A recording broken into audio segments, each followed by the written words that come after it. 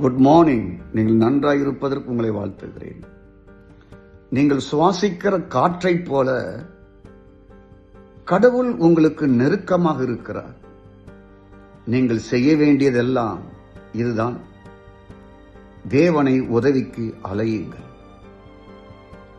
அவரிடம் நெருக்கமாக செல்லுங்கள். அவங்க அருகில்தான் இருக்கிறார்.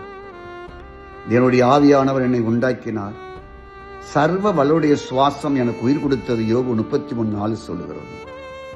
உங்கள் சுவாசத்திற்கும் உங்கள் நாசிக்கும் இடைவெளி தூரத்தில் தேவன் இருக்கிறார். உங்கள் கடந்த காலத்தை அவர் உங்களுக்கு எதிராக நிறுத்தி வைத்து நியாயம் தீர்க்க மாட்டார். நீங்கள் அவரை கண்டுகொள்ளவில்லை என்பதற்காக கடவுள் உங்கள் மேல் எரிச்சல் அடைய மாட்டார். நீங்கள் அவரை விசுவாசிக்கவில்லை என்பதற்காக அவர் மறைந்து இருக்க மாட்டார். நீங்கள் வழி விலகின போது உங்களுக்கு உதவி செய்யும்படி அவர் காத்திருந்தார். உங்களிடம் தவறான அணுகுமுறை காணப்பட்ட பொழுது அதை சரி செய்யும்படி காத்திருந்தார். நீங்கள் தோல்வி அடைந்த பொழுது உங்களை தூக்கி விடும்படி காத்திருந்தார்.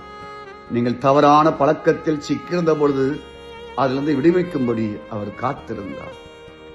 நீங்கள் பாவத்தோடும் சாபத்தோடும் சமரசம் செய்து வாழ்ந்த பொழுது அதிலிருந்து சேதம் வராதபடி உங்களை விலக்கி பாதுகாக்க காத்திருந்தார். உங்களுக்காக இரக்கத்தை காண்பித்தார். நீங்கள் விழுந்த பொழுது உங்களை தூக்கி விட்டார். தவறான நண்பரை நீங்கள் தேர்ந்தெடுத்த பொழுது அந்த அழிவுக்கு விலக்கி பாதுகாத்தார். மரணம் நேரிடாதபடி உங்களுக்கு எல்லா விபத்துகளையும் விலக்கி பாதுகாத்தார். இந்த நாளில் அதே தேவன் உங்களை நேசிக்கிறார். உங்களை நீங்கள் ஆண்டவருக்கு ஒப்புக் கொடுங்கள். இந்த நாள் ஆசீர்வாதமாக இருக்கும். உங்களை அளவில்லாமல் தேவன் நேசிக்கிறார். நாளை சந்திப்போமா? ஆமேன். நன்றி.